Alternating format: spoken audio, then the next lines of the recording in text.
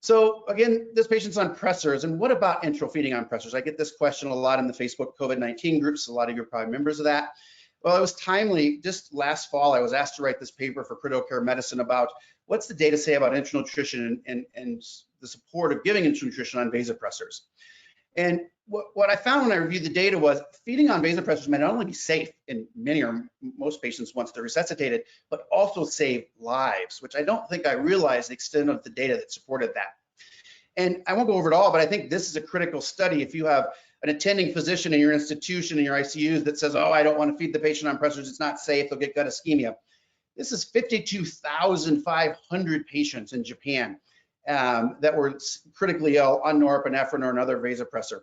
And they split them into two groups. Those that got enteral nutrition within 2 days, early group, those that got enteral nutrition after 2 days. And they looked at outcomes. And what they found was the 28-day mortality rate was significantly lower in the early enteral nutrition group at both the low dose, less than 0.1 mics per kilo per minute, at the medium dose, 1.1 to even 0.3, which is higher than a lot of us would feed at. And there wasn't any difference in mortality in the high dose. And again, this is a very high dose. So this was fascinating, right? This gives us the impression that a very large group of patients in real clinical practice that perhaps vasopressors, big feeding on vasopressors actually saves lives. And I think this is compelling. And I think the results show that early enteral nutrition is associated with a reduction in mortality at even medium doses up to 0.3. And so I think there's some thoughts we need to share on how to do this safely. And I think we think this is true, not just because of the nutritional part of nutrition, but the non-nutritional benefits of nutrition, including things like preserving gut microbiome.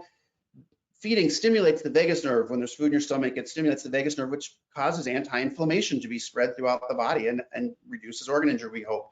And then it reduces the toxic lymph that our lungs see and improves gut barrier function. So I think even trophic feeding, and there's some new data that came out in the last few months that even shows trophic feeding may be more beneficial than full feeding in these patients on pressors. But I think there's some key things that you need to think about if you're going to do this. One is the patient has to be resuscitated, right? And I won't go through all this table, but you can find this in the paper, and I'm happy to send you this paper if you don't have it, if you want to email me. But they've got to be resuscitated, have a normal lactate, vasopressor dose falling, good mixed venous. And then I feel most confident in the 0.1 to 0.2 ranges, although the data might imply that at multiple ranges of this norepinephrine drug in particular, there may be benefit to the patient. And the choice of vasopressor you use actually seems to matter from different studies. So norepinephrine seems to be the safest and actually preserve gut blood flow and tolerate and improve gut blood flow the best.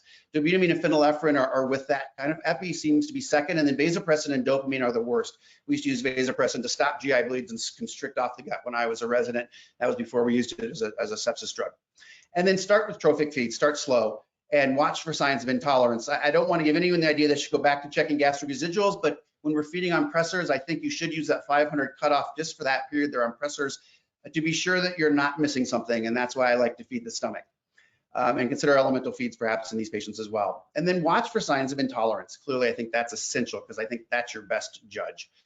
And so I think a couple key points to take home: feed the stomach, not the small bowel, because you'll miss these signs potentially. And I do watch in my pressor patients for residual over 500 because it's a good monitor. So what about bolus intermittent feeding? Early on in the pandemic, and perhaps even more recently, I got a lot of messages from RDs that said, gosh, I've run out of feeding pumps and I need to know, can I feed through syringe boluses? And the data is now more and more, actually, it's definitely safe to do.